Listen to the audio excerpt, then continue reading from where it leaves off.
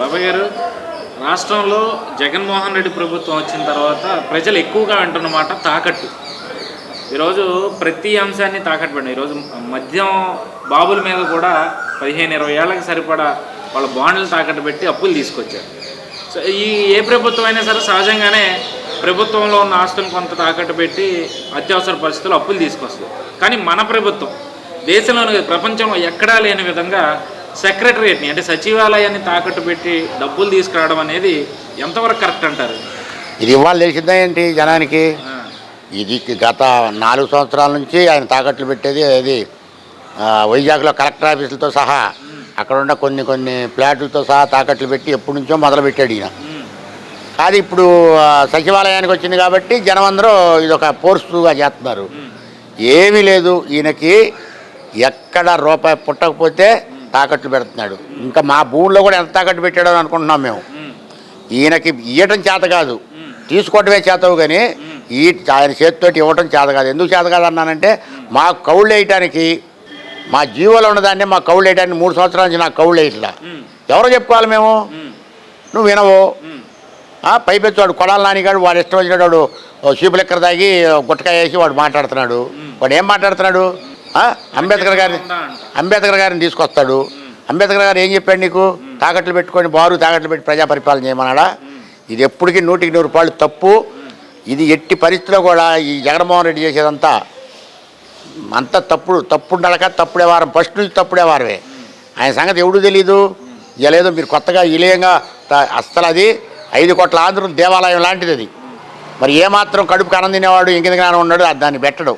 ఎందుకంటే అది దేవాలయాన్ని కూడా తాకట్టు పెడతానని దాన్ని బట్టి ప్రజలందరూ, ఆంధ్ర రాష్ట్ర ప్రజలందరూ అర్థం చేసుకోవాలి పరిపాలన దక్షతుడు ఎట్టుంది, మన పరిపాలన ఎట్టుంది అనేది. అంతేగాని ఎవరిష్టానుసారం వాడు మాట్లాడితే ఎట్ట సరిపోద్ది? మరి ఇలా ఆ కొడాల నానియే మాట్లాడుతున్నాడు, మమ్మల్ని పెట్టుకోవద్దన్నాడా, రాజ్యాంగంలో ఉందా పెట్టొద్దని అని వాడు ఇష్టం వచ్చినట్టు వాడు మాట్లాడుతున్నాడు. మరి ఇంకెన్నాళ్ళు సాగని ఇక నెల అంటే మరి పెట్టిన డబ్బు అంతా ఏం చేస్తున్నారు? ఒక పక్కేమో తాకట్లు పెట్టి డబ్బులు చేస్తున్నారు, మరో పక్కేమో ఇసుక మద్యం మీద డబ్బులు వస్తూ ఉంటాయి, జనాల దగ్గర నుంచి కట్టించుకునే ట్యాక్సులు, మరోపక్క పెరిగిన రేట్లు, ఈ డబ్బు అంతా ఏమైపోతుంది? ఇక్కడేమో మీ కౌలు ఇవ్వలేదు అంటున్నారు, రాజధాని అభివృద్ధి చేయాలంటే డబ్బులు లేవంటున్నారు. మరి ఏం చేస్తున్నారంటారు ఈ డబ్బు? అర్థం అవట్లేదు. మీకు సూట్ కేసులు ఎక్కడ ఉన్నాయో తాడేపల్లి ప్యాలెస్కి వెళ్తాయి, అక్కడి నుంచి ఎటు పంపించాలి అటు పంపిస్తారు. అది ఎక్స్పోర్ట్ చేస్తుంటారు ఎటు అయితే ఒకసారి ఉండవు కదా. మరి ఇప్పుడు రేపు ఎలక్షన్కి తెస్తారు మరి ఆ డబ్బు అంతా.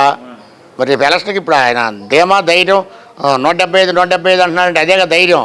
డబ్బుతో కొని ఈ ఆంధ్ర రాష్ట్ర ప్రజల్ని కొని మళ్ళీ మేము గెలుస్తాం, 175 మాకు వస్తాయి అని ధైర్యంగా ధీమాగా చెబుతున్నాడు. ఇలా ఇండియా టుడేలో వచ్చింది, చూశారో లేదో మీరు? 82% అవిశ్వాసంగా ఉన్నారు జగన్మోహన్ రెడ్డి గారి మీద అని. మరి దాన్ని కూడా ఆయన వక్రీకరిస్తుంటే మనం ఏం చెబుతాం? సాక్షి టీవీ పెడితే చాలు 175 అంటున్నారు. దానికి మనం ఏం చెబుతాం? కాబట్టి ఈరోజు ఎవరైనా సరే ఇంకా 15 రోజులు వాళ్ళ ఇష్టానుసారం మాట్లాడుకుంటారు. ఎవరైనా నాబోటాడు మాట్లాడితే తీసుకుపోయి జైలు వేస్తారు, కేసులు పెడతారు, కోర్టు చుట్టూ తిప్పుతారు, లేకపోతే కాళ్ళు చేతులు ఎరగొడతారు. అంతకంటే వాళ్ళకి చేత అయింది ఏమీ లేదుగా. గతంలో జరిగిన చూసావుగా, ఏమీ లేని చంద్రబాబు నాయుడినే 53 రోజులు జైల్లో పెట్టారు. మేమంతా మరి వాళ్ళ పరిపాలనా విధానం అట్టుంది. సరే, ఎవరు మాట్లాడిన వాళ్ళు న్యాయమేనని అనుకుంటారు, కానీ అది 10 మందికి మెచ్చాలి కదా. ఇలా నేను మాట్లాడింది న్యాయమే, 10 మంది కూడా ఓకే మాట్లాడింది మంచిదని అనుకోవాలిగా.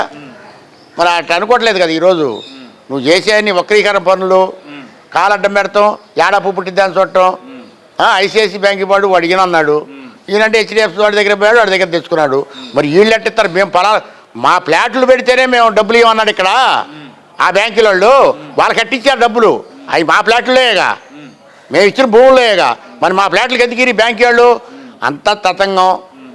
వీళ్ళు కూడా వాళ్ళకి తొత్తులు అయిపోయారు బ్యాంకుల వాళ్ళు గారు. ఎవరైనా సరే గవర్నమెంట్ ఏం చెబితే చేస్తున్నారు. అందుకని 50,000 కోట్లు వాళ్ళకి అప్పులు ఇస్తున్నారు. వాడెవడు అసలు? పెట్టుకోవడానికి ఈయనెవరు? పెట్టుకోవడానికి వాడేవుడు? పెట్టుకొని ఈయటానికి వాడేవుడు? అసలు ఏందది? మరి రైతు పోతే అసలు నువ్వు బతికున్నాడు సర్టిఫికేట్ తీసుకున్నావు చివరిలో, ఏది ఒక నెల తిరిగిన తర్వాత. రైతు సొంత పొలం పెట్టుకొని తెచ్చుకోవాలంటేనే 40 రోజులు పట్టింది బ్యాంకులో. క్రాప్ లోన్ తెచ్చుకోవాలంటే మరి వాళ్ళకి మరి 100 కోట్లు 50 కోట్లు ఎట్టిస్తున్నారో మరి ఆ బ్యాంకులు ఏమవుతాయో ముందు ఆలోచిస్తే బుర్ర కూడా పాడైపోతుంది. తెలిసిన వాళ్ళకి, తెలియని వాళ్ళు ఏదో తిరుగుతున్నారనుకో, తెలిసిన వాళ్ళకి బుర్ర పాడైపోతుంది. ఈసారి కనుక గెలిస్తే ఇక్కడ ఎవరు ఉండే పని లేదు. ఇక మామూలుగా జంతువులు ఉంటాయి ఇక్కడ. అది ఇష్యూ. మీరేమో డబ్బులంతా దాచుకుని ఎన్నికల్లో పంచుతారంటా ఉన్నారు. జనాలు మరి కనీసం ఓ మాదిరిగా కూడా కనిపించట్లేదు అంటారు వీళ్ళకి, డబ్బులకు ఓటేసేసే. ఏమీ లేదు, కుక్కల్లాగా చూస్తున్నారు ఆంధ్ర రాష్ట్ర ప్రజల్ని.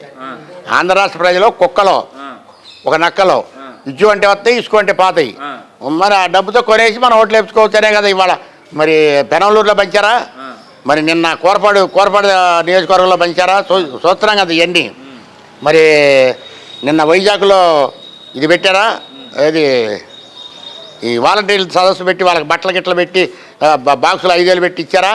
మరి ఇవన్నీ కనపడతానే ఉండేగా. రేపు వాలంటీర్లు పెట్టుకుంటారు. అదే చెప్పాడు కానీ ఆయన, ఎవడో చెబుతున్నాడుగా, మీరేనయ్యా మాకు దిక్కు, మమ్మల్ని వదిలిపెట్టి పోబాకని చెబుతున్నాడుగా వాలంటీర్లని. మరి వాలంటీర్లు వాళ్ళకి 50 ఏళ్ళకి ఒక వాలంటీరు, అది తప్పితే మీకు ఈ పింఛన్లు రావు, మీ రావాల్సిన ఎత్తేస్తాం అని వాలంటీర్లు బెదిరిస్తున్నారంట. ఇంకా అంతవరకు మా ఊళ్ళకైతే రాలేదు, ఇక వస్తారే మా ఊళ్ళో కూడా. ఇక రేపు ఎన్నికల కోడ్ వచ్చిన తర్వాత మరి మనం చేయదగింది మాత్రం ఏం లేదయ్యా. ఈ 20 రోజులు కూడా జగన్మోహన్ రెడ్డి ఆడింది ఆట, పాడింది పాట, ఎట్టగట్ట పాడుకొని ఇటువే. ఇన్ని రోజులు ఓర్చుకున్న వాళ్ళు ఇక ఓర్చుకోలేమా, అది ఇష్యూ. ఓకే, మరి మీ కొడాలని విషయానికి వద్దాం. మీరేమో అవకాశం ఉంటే గుడివాడ నుంచి పోటీ చేస్తా అంటున్నారు. చేస్తా చూస్తేనేమో ఎలా పడితే అలా మాట్లాడతారు. చంద్రబాబు గాడు గీడు అనుకుంటా, రాజ్యాంగంలో ఉందని ఇందాక మీరు అన్నట్టుగా అని చాలా వ్యాఖ్యలు చేశారు నన్ను. మరి దాని గురించి ఏమంటారు? నేనంట వాడు అంటే సరిపోయిందా ఏంది? నేను పోటీ చేస్తా, అసలు సీటే లేదంటున్నారుగా.